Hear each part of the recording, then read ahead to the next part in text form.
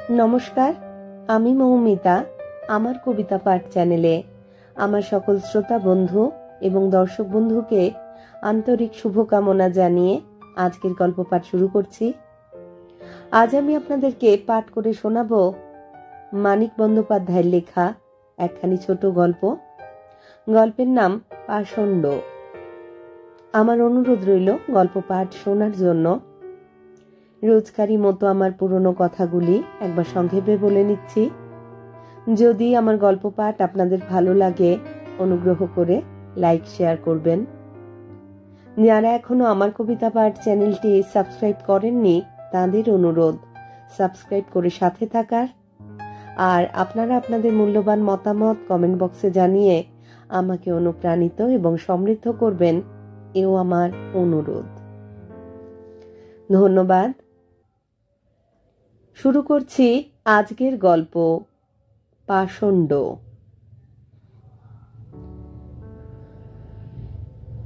বাজার থেকে ফিরে জামাটা খুলে বিপিন খালি গায়ে বাইরে রোয়াকে গিয়ে বসে।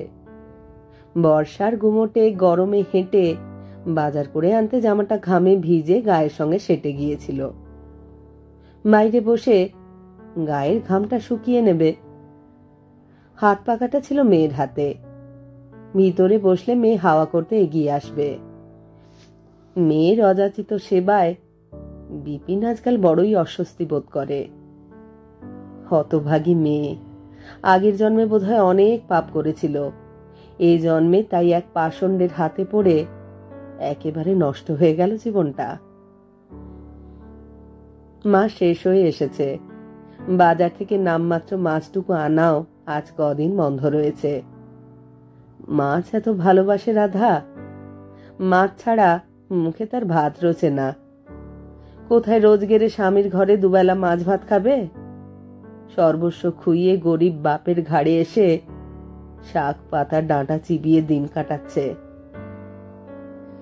রাধা আজ প্রায় 1 বছরেরও বেশি বাপের বাড়িতে আশ্রয় নিয়েছে। কিন্তু মেয়েটার দুর্ভাগ্য আর পাষণ্ড জামাইটার চিন্তা আজও বিপিনের অভ্যাস হয়নি। প্রাণের জ্বালা আরো বেড়ে যাচ্ছে দিনের পর দিন। মানুষ এমন ভাবে বকে যেতে পারে, এত নিচে নামতে পারে অধঃপতনের পথ ধরে। চাকুরে ছেলে, ভালো ছেলে বলে কত আশা করে যথা সর্বস্ব খরচ করে মেয়েটাকে ওর হাতে তুলে দিয়েছিল। বিয়ের পরেও 3-4 বছর টের পাওয়া যায়নি টাকা পয়সা স্বভাব চরিত্র সে কি রেটে উচ্ছন্ন দিতে বসেছে। বিসর্জন দিচ্ছে মনুষ্যত্ব। টের পাবার পর মোটে 2 বছর লেগেছে চরম অবস্থায় পৌঁছতে। স্বাস্থ্য গেছে, চাকরি গেছে, একে একে রাধার গয়নাও সব গেছে। সবচেয়ে দামি যা আত্মীয় বন্ধু 10 জনের বিশ্বাস, তাও গেছে। সবাই হাল ছেড়েছে, তারা ছাড়তে পারেনি। সকলকে ঠকানো থেকে চুরি চামারি পর্যন্ত শুরু করেছে, জেনেও আশা ছাড়া যায়নি। হয়তো এ ঝোঁক কেটে যাবে, হয়তো চৈতন্য হবে। কিন্তু কপালটাই মন্দ যে মেয়ের। তার স্বামীর বেলা কি সে অঘটন আর ঘটে? যে মানুষ ছিল সে অমানুষ হলেও আবার মানুষ হয়। রাধার সব যাওয়ার পর তাকে আর ছেলে মেয়ে দুটিকে সমীরা আবর্জনার মতো ফেলে গেছে এখানে। তবু তাদের রেহাই দেয়নি।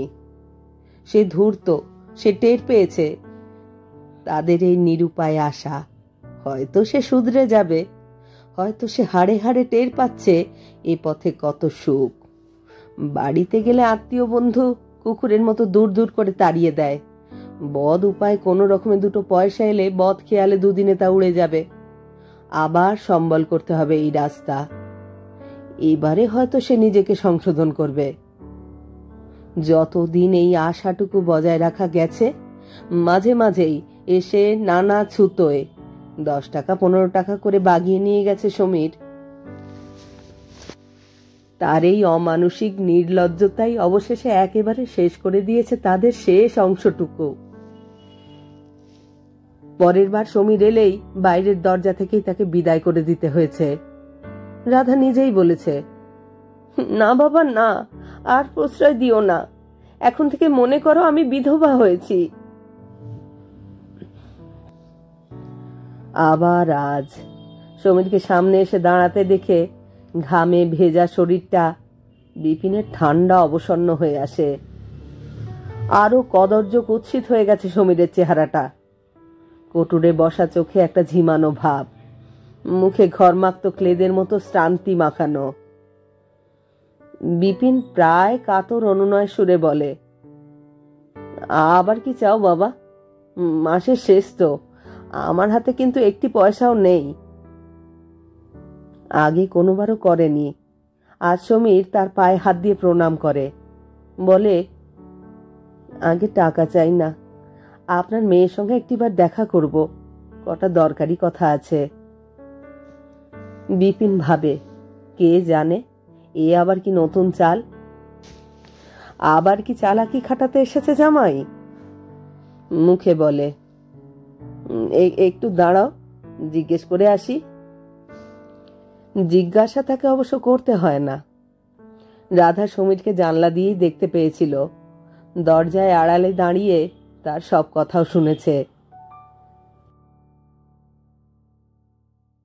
কবে কখন আবার তার স্বামী তার বাবাকে ঠকাতে আসবে বলে সে কি সারা দিন জানলায় চোখ কান পেতে রাখে। রাধা বলে, বাবা বলে দাও, দেখা করে কাজ নেই, আমি দেখা করব না। কি বলতে চায় একবার শুনলে হতো না মা? না বাবা, কোনো লাভ নেই। নতুন কি মতলব করেছে, বানি বানি কত রকম কি বলবে, মাথাটা আমার ঘুরে যাবে। আগের বার বলেছিল আমার লুকোনো কিছু নেই, আবার সেটা বাগাতে এসেছে। বাবা, মিথ্যে অশান্তি করে লাভ নেই বাবা, চলে যেতে বলো। চলে যেতে বলবো? হ্যাঁ হ্যাঁ, চলে যেতে বলো, তাই বলো। নিজেকে বিধবা ভেবেছি, তাই আমার ভালো। মাথা নত করে সমীর কিছুক্ষণ দাঁড়িয়ে থাকে। বিপিন টের পায় এ পাশের ও পাশের আর সামনের বাড়ির জানালা দিয়ে অনেকগুলি কৌতূহলী মুখ উঁকি দিচ্ছে। তার জামাইয়ের বিষয়ে জানতে কারোর বাকি নেই। মেয়ে তার এখানে থাকে, তবু মেয়ের জামাই এসে কিভাবে দরজা থেকে ফিরে যায় দেখবার জন্য তাদের ঔৎসুক্যের সীমা নেই। এই দৃশ্য যেন সিনেমার সস্তা গল্পের চেয়েও রসালো। বিপিনও মাথা হেঁট করে। মুখ তুলে সমীর বলে, আমি শুধু 5 মিনিট কথা বলেই চলে যাব। বিপিনকে জবাব দিতে হয় না। জানলা দিয়ে অদৃশ্য রাধার স্পষ্ট জবাব আসে, আমি বিধবা হয়েছি, ভূতের সঙ্গে 1 মিনিটও কথা বলতে চাই না। সমীর চোখ তুলে জানলার দিকে চায়, কিন্তু রাধাকে দেখতে পায় না। মাথায় ঝাঁকি দিতে গিয়ে সে যেন নিজের শীর্ণ দেহটাকেও ঝাঁকানি দেয়। ময়লা ছেঁড়া কাপড়ের কোঁচা তুলে মুখে চাপা দিয়ে কয়েকবার কাশে, তারপর আবার বিপিনের পায়ে হাত দিয়ে প্রণাম করে নীরবে ধীরে ধীরে চলে যায়। তখনও বিপিনের গায়ের ঘাম শুকোয়নি।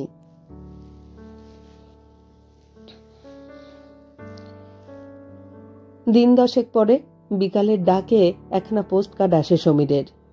পেন্সিলের অস্পষ্ট লেখা, কিন্তু পড়া যায়। সে শিয়ালদহ স্টেশনে পড়ে আছে। তার সমস্ত অপরাধ যেন সকলে ক্ষমা করে। সম্ভব হলে ছেলে মেয়ে দুটিকে শেষবারের মতো দেখতে চায়।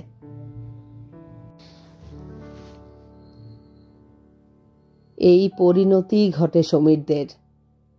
সে জাতবৎ জাত নয়।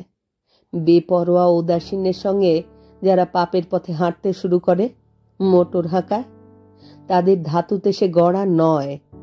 পাপ তার পেশা নয়, নেশা। স্বাভাবিক সুস্থ জীবন আয়ত্তে থাকলেও অসুস্থ জীবনের অস্বাভাবিক তীব্রতা, উন্মাদনা বিষাক্ত ভয়ানক নেশার মতোই তার মতো মানুষকে ধ্বংস করে দেয়। রাধার মা কেঁদে ফেলে।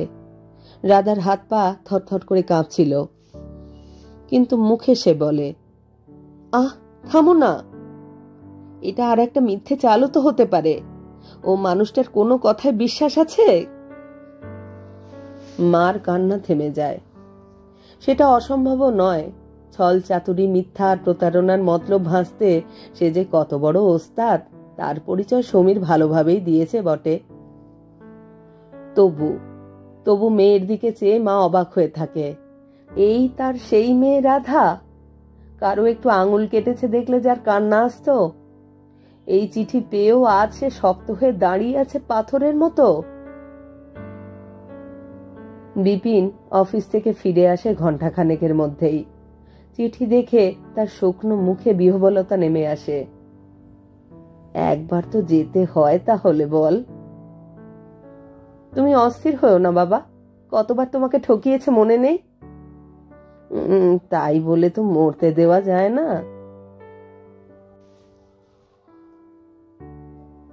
তাই কি যায়? বেশ, আমরা যাবো, চলো। কিন্তু তোমায় শক্ত থাকতে হবে। আগে বুঝবে সত্যি লিখেছে কিনা, তারপর যা হোক ব্যবস্থা করবে। ব্যাকুল হয়ে ওর কোনো ফাঁদে আমরা আর পা দেব না।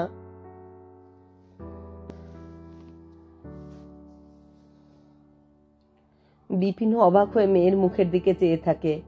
সত্যই পাষণ্ড সমীর, নইলে এমন ভাবে কেউ মানুষের বিশ্বাস নষ্ট করে? রাস্তার ধারে মৃত্যুশয্যায় পড়ে থাকার সংবাদ জানিয়ে পত্র লিখলেও নিজের স্ত্রীর সন্দেহ থেকে যায়, এ তার প্রতারণার আরেকটা কৌশল হওয়া অসম্ভব নয়। কিন্তু যাই ভাবুক আর যাই বলুক, ভিতরটা যে রাধার কাঁপছে সেটা টের পাওয়া যায়। ঢোক গিলতে গিয়ে দু একবারের চেষ্টায় গিলতেও পারে না। ছোট ছোট নিঃশ্বাস ফেলে। আতঙ্কের চাপে তার শ্বাসযন্ত্র খানিকটা আড়ষ্ট হয়ে এসেছে।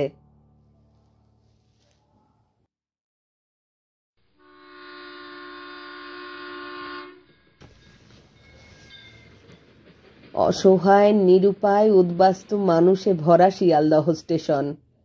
শিশু থেকে বুড়ো, মেয়ে পুরুষ, ছোট বড় পরিবার, একলা মানুষ।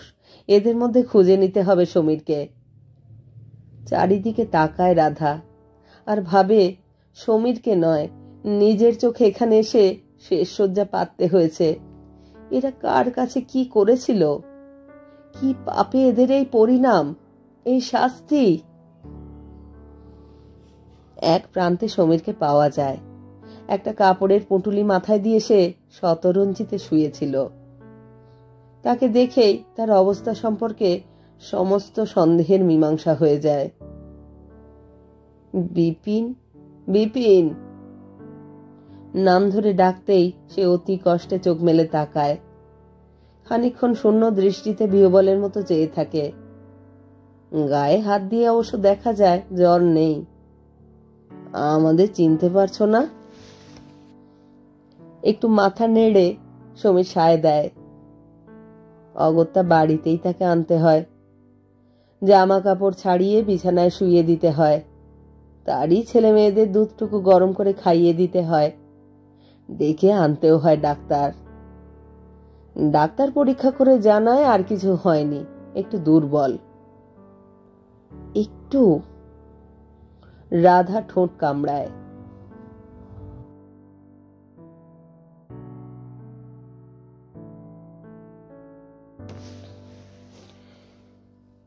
রাত বাড়ে, চারিদিক নিঝুম হয়ে আসে। সমীরকে খাটে শুইয়ে ছেলে মেয়ে নিয়ে রাধা মেঝেতে নিজে শোয়ার ব্যবস্থা করেছে। অনেক দিনের খাট। যখন সে নিজের মেয়েটার মতো ছোট ছিল, মার সঙ্গে এই খাটে শুয়ে ঘুমতো। রাধার কিন্তু ঘুম আসে না, আকাশ পাতাল ভাবে। কতকাল পরে স্বামীকে ঘরে পেয়েছে। খাটে শুয়ে ঘুমের মধ্যে মাঝে মাঝে এপাশ ওপাশ করছে। কিন্তু রাধার মনে কোনো আশা নেই, আনন্দ নেই, স্বস্তি নেই। অন্ধকার ভবিষ্যতের চিন্তা আর অতীতের স্মৃতি যন্ত্রণার মতোই চাপ দিচ্ছে মাথার মধ্যে। স্টেশনে পড়ে থাকলে হয়তো মরে যেত। এবারের মতো সমীর মরবে না, কিন্তু কি লাভ হবে তাতে? এমনি ভাবে কে কতবার ঠেকিয়ে রাখবে তার অপমৃত্যু? আপনজনের আশ্রয়ে, আপনজনের সেবা যত্নে মৃত্যু ঠেকিয়ে সুস্থ হয়ে উঠে সে তো আর আপন হবে না। অশান্তিতে আবার সে অসহ্য করে তুলবে জীবন। আবার তাকে তাড়িয়ে দিতে হবে বাড়ি থেকে। কিছুদিন পরের এই আগামী ঘটনার কথা কল্পনা করে রাধা শিউরে ওঠে। কেন তাদের খবর দিতে যায় সমীর? শেষ দেখা দেখতে চায় ছেলে মেয়েকে। কেন সে স্টেশনের প্ল্যাটফর্মে উদ্বাস্তুদের মধ্যে নীরবে মরে গিয়ে তাদের রেহাই দেয় না? ঘরের আলোটা জ্বলে ওঠায় রাধা চমকে ওঠে। খাট থেকে নেমে সমীর নিজে আলো জ্বেলেছে। ধর্মর করে উঠে বসে রাধা, পলকহীন চোখে চেয়ে থাকে। সন্ধেবেলা যাকে ধরাধরি করে গাড়ি থেকে নামিয়ে খাটে শোয়াতে হয়েছিল, নিজে নিজে সে উঠে দাঁড়িয়েছে সাধারণ সুস্থ মানুষের মতো। নিজে নিজে সে কুঁজো থেকে জল গড়িয়ে খাচ্ছে। নতুন এক আতঙ্কে বুক কেঁপে যায় রাধার। কে জানে কি মতলব নিয়ে এই কৌশলে সমীর বাড়িতে ঢুকেছে। রাত দুপুরে এখন মতলব হাসিল করবে। জল খেয়ে সমীর একটু তফাতে বিছানায় বসে। ছেলে মেয়েদের গায়ে একবার হাত বুলোয়, বলে, ভেবেছিলাম 2-3 দিন সময় নিয়ে ধীরে ধীরে সুস্থ হব, কিন্তু আর ছলনা ভালো লাগছে না। তোমার সঙ্গে কথা না কয়ে চুপচাপ পড়ে থাকতে পারলাম না। আবার তুমি আমাদের ঠকালে। ঠকিয়েছি, কিন্তু এবার আমার মতলব ভালো। রাধা চুপ করে থাকে। বিশ্বাস হয় না? না হওয়াই উচিত, কিন্তু কাল তোমার বিশ্বাস হবে। দেখো, সকালে আমি নিজেই চলে যাব। টাকাও চাইব না, কিছু চুরিও করব না। এরকম করার মানে কি? মানে মানে তুমিও বিশ্বাস করবে না আজ আমি জীবনের মোড় ঘোরাবার চেষ্টা করছি রাধা। তোমাদের কাছ থেকে একটু মনের বল জোগাড় করতে এসেছি। মনটা বড় দুর্বল হয়ে গেছে রাধা।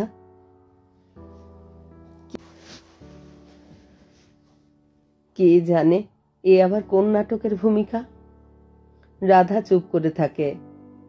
সমীর বলে, অনেকবার পাঁক থেকে উঠবার চেষ্টা করেছি, জানো, পারিনি। কিসে কাবু হতাম জানো? হতাশায়। নিজেকে যে শুধরে নেব সে তো অল্পে হবে না, 2 দিনে হবে না। যা ভেঙেছি আবার তা গড়তে হলে অনেক দিন ধরে অনেক কষ্ট করতে হবে রাধা। এটা ভাবলেই আমার মাথা ঘুরে যেত। ভাবতাম আমার পক্ষে তা আর কোনোদিনও সম্ভব নয়। উদ্বাস্তুরা আমার হতাশা ভেঙে দিয়েছে রাধা। উদ্বাস্তুরা? সমীর সায় দেয়। অনেকদিন থেকে তো পথে পথে ঘুরছি। সারাদিন পয়সা উপায়ের ফন্দি ফিকির নিয়ে ঘুরি। রাত্রে স্টেশনে ওদের মধ্যে শুয়ে থাকি। দেখলাম কি জানো, যথা সর্বস্ব গেছে। ছেলে মেয়েদের নিয়ে কি করবে জানা নেই, কিন্তু কি মনের জোর ওদের। হাল ছেড়ে ভেসে যাবে না কিছুতেই।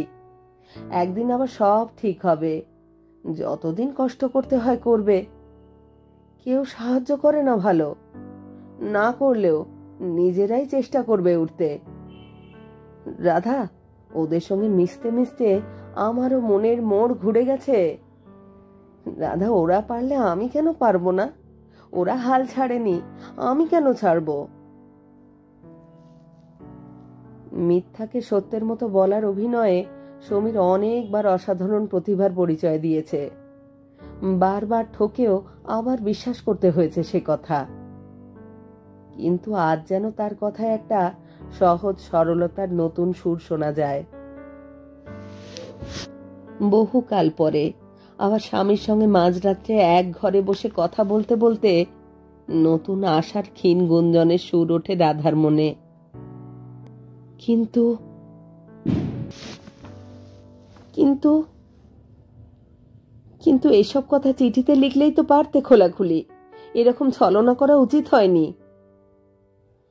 তোমরা কি বিশ্বাস করতে রাধা? প্রথম প্রথম নাই বা করতাম। সত্যি তুমি যদি আবার ভালো হও, আমরা কি অবিশ্বাস করব? তোমার সুমতি হোক, এটাই তো আমরা মানত করেছি দিনরাত। রাধা চোখ নামায়। আফসোসের সঙ্গে বলে, তোমার মন বাঁকাই রয়ে গেছে, তুমি আর ভালো হবে কি করে? দমে যাবার বদলে সমীর উৎসাহিত হয়ে বলে ওঠে, কি আশ্চর্য, তুমিও এটা ভেবেছ? খাটে শুয়ে শুয়ে ঠিক এই কথাটাই ভাবছিলাম আমি। তোমাদের একটু দেখব, মনের জোর পাবো, সেজন্যই তোমাদেরই যে ধাপ্পা দিচ্ছি এটাও খেয়াল হয়নি আগে। কেমন একটা উত্তেজিত আর স্বাভাবিক অবস্থায় ছিলাম। এখানে আসার পর ধীরে ধীরে সেটা কেটে গেল রাধা। তখন বুঝতে পারলাম এটা আমার করা উচিত হয়নি। তাই তো উঠে পড়লাম, তোমার সঙ্গে ছলনার জের টানবো না বলে। ছেলের গায়ে হাত রেখে সে আবার বলে, আমি যা চেয়েছিলাম পেয়ে গেছি রাধা। পরদিন সকালে সমীরকে চা আর খাবার দিয়ে রাধা বলে, তুমি তবে এইখানেই থাকো, কাজের চেষ্টা করো। সমীর বলে, না রাধা, তোমাদের আদরে মন নরম হয়ে যাবে। আমি ভাবছি কোনো উদ্বাস্তু কলোনিতে গিয়ে হোগলার কুঁড়ে তুলে থাকবো, মাঝে মাঝে এসে তোমাদের দেখে যাব।